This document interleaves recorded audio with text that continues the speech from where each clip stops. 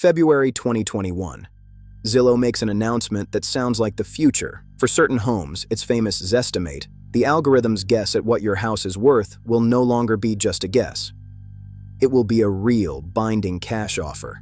The algorithm speaks, and Zillow's money moves.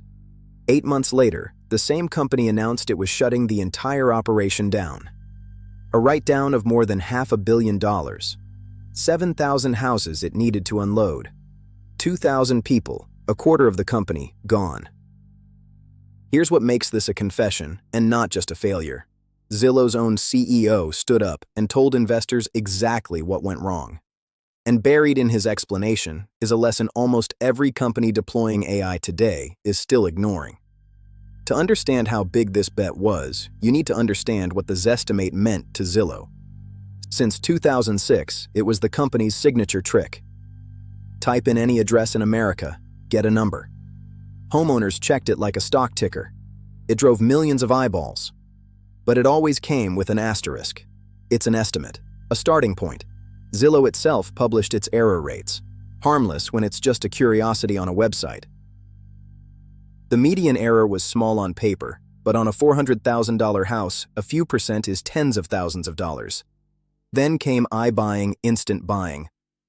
Zillow wanted in, and in February 2021, it removed the asterisk. The Zestimate itself would now be an opening cash offer. Think about what changed in that moment. The algorithm went from commentator to trader. Same model, but now every error had a dollar sign on it. Through 2021, Zillow offers scaled aggressively, buying thousands of homes per quarter, trying to catch Opendoor. But 2021 was arguably the worst possible market to teach an algorithm. Pandemic-era prices swinging violently, historic supply shortages, labor and materials chaos slowing every renovation. A model trained on yesterday's market was pricing tomorrow's 3 to 6 months out. And here's the part the algorithm couldn't see: its own effect on the market. When you're buying homes by the thousand, you're not observing prices anymore, you're moving them.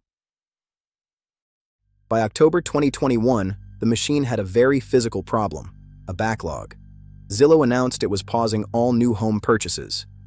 The pause was the tell. 3 weeks later came the confession.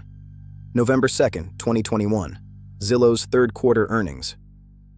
The numbers, straight from the company's own disclosures. A $304 million inventory write-down in a single quarter. Total expected write-down from the exit: more than $540 million.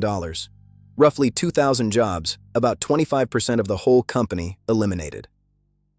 And Bloomberg reported the fire sale, roughly 7,000 homes to be offloaded to institutional investors, some below what Zillow paid. Then, CEO Rich Barton got on the investor call. His explanation was that the unpredictability in forecasting home prices far exceeds what we anticipated. Read that again. Not, the model was wrong. We were wrong about how wrong the model could be. That's the confession. Leadership had confused a model that was impressive on average with a model that was safe at scale. 3 governance failures worth naming. 1. No independent challenge. The model's outputs went from suggestion to transaction without a control layer.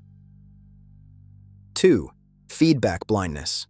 The system never accounted for the fact that its own buying was distorting the very prices it was predicting. 3. No reverse gear. Houses aren't stocks. Zillow couldn't exit the position with a click. It held physical inventory that took months to unwind. The question this case leaves you with isn't, is the model accurate? It's, what happens to the same error rate when the stakes change? Zillow answered that question with $540 million. Credit where due.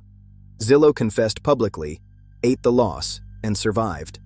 Documenting the ones that do, that's this channel.